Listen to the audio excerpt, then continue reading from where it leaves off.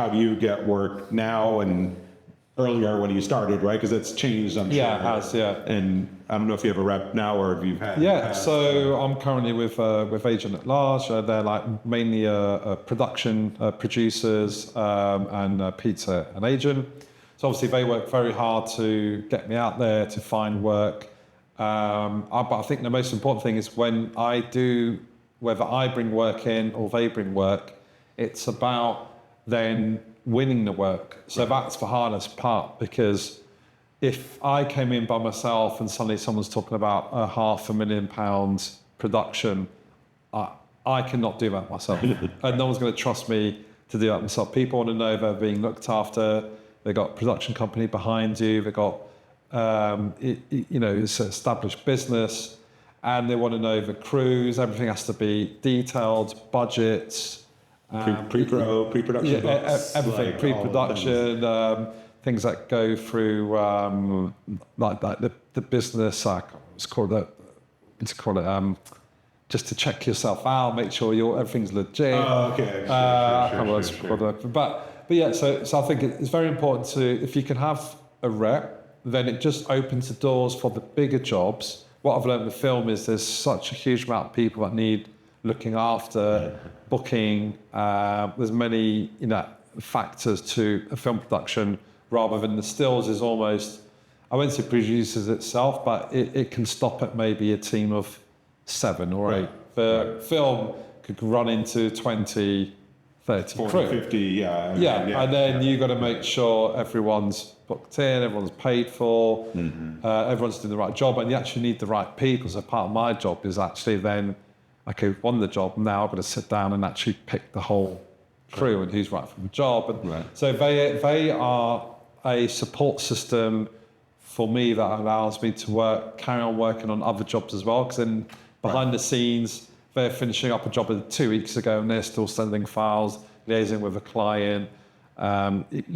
booking other things in, getting sign off, but then I've moved on and I'm on the next job. If it was just me, I'd still be back there doing that job, trying to finish off, say, but I've got this other job coming up. And so the more support you can get, the better. It's not essential to have rep, but I've always had someone looking after me.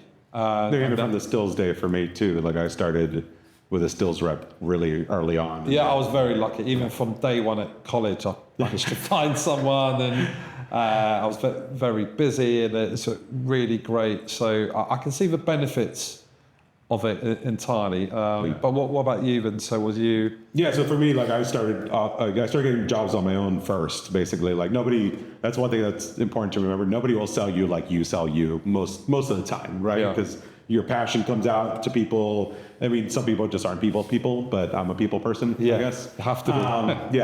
So start by yourself, because no good rep wants somebody that isn't making money yet. Like they're not, oh great, you seem like a wonderful project for me to start on today. 5 years time, yeah, exactly. Maybe I'll make money on you in 10 years, So you always have to be the first one, right? And then the better work you get on your own, the better rep you're going to get. Somebody that has more connections, that has been in the industry longer, maybe they don't take as much of a commission or whatever it is. Because obviously, if you're really early on, you have less to bargain with. It's like when you go, maybe you've seen the show Shark Tank. The people that have their business already buttoned up and they know what they're doing. They're much more likely to get a lot of money than the person that's just like, oh, this is just an idea. They're like, okay, it's an idea, not a business. So that's exactly right. You need to bring something to the table. So and then it changed for me. So when I went from stills into motion, then my stills rep started getting me motion work, and then eventually I broke away from that. And then we started the garage, so I had my own production company. So then the production company needed reps as well. So that's kind of different than directors reps or DOP reps. So just things. There's a lot of reps out there. There's a lot of people that say that they're going to be your new best friend and sell you more than anybody, but you got to filter. Remember, this person represents you in a meeting, right? So this person's attitude or the way they say things isn't quite how you say things. It's part of your brand. You got to keep that in mind. So so as a production company now, we have East Coast and Midwest reps and West Coast reps and international reps. So it is definitely a good thing as you grow. But remember, it starts with you, and I think that's the biggest thing. It's just like, and I still sell myself. Definitely. I think, the ultimate compliment if someone comes to you and asks can I represent you? Which I was fortunate enough. I was like, wow, okay, that is perfect timing. You know, Sure. I mean, obviously, COVID was a difficult time for everyone, but it's a fantastic opportunity for change. And a lot of people might have had the traditional job for many, many years, and suddenly they found themselves like without jobs. Like, right, let's start a business. Let's do something. Right. It was a perfect time. But I mean, how long did it take you to? You're saying now you have your own production company. I mean, obviously, what point did that happen? How many years were you going? So I was probably shooting, probably doing video for a few years, 2 or 3 years. And then I joined another production company as on their roster. Right, okay. You know, and I was like, ooh, I just did it. It wasn't the right vibe for me. Like, I was just like, it's like, oh, okay, I'm here just to get the jobs that the top guy didn't want to get. You know, Right, I was just like, and I was like, oh, the couple jobs they did get me, like it was like no money. I was just like no, but, and I saw the overall budget. I'm like, if I was controlling the whole budget, I could still make money on this. Yeah. You know, like, so pretty quickly I kind of realized like I saw what was wrong with that production company, and I also learned that I wanted to be more than just about me too, that I didn't just want to be the Steve show all the time, you know. So I wanted other directors on the roster. I wanted to be part of a team. I liked the collaboration. I wanted to be able to not just shoot my own work, but empower other people to shoot their work too. So that's where we started the garage, and the whole idea of that grew. But obviously for a production company, you need some really good producers. So, you know, at first it was just Haley. Now we have Haley and John. So, you know, once again, your producers are your best friend, you know, and that they're going to fight for you with a client, and they're going to take care of you. And having your own producer that's your full-time person makes them really fight for you. Yeah, because they're working for you, you know. Yeah.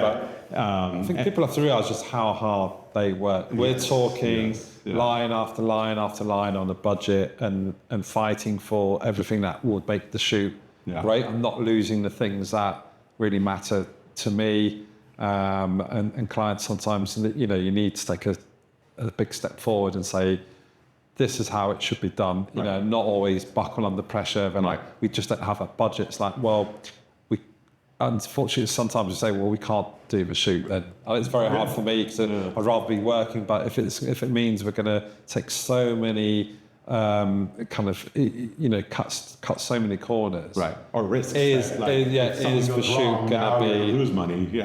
Or even exactly, you might be in a position to lose money. So sometimes it's just not worth it. But they're the ones who look after you to make sure that doesn't happen. You know. So for me, that was why starting my own production company was a thing. I don't necessarily recommend it for everybody that wants to stomach overhead when things get slow and things like COVID happen and things like that. But cool, I think that covers how you find work and reps a decent amount there. Social media is another way to get your word out there too, for people just starting out too. But don't rely. I think that's another good thing just to mention is like, don't rely on just one thing to get all your work.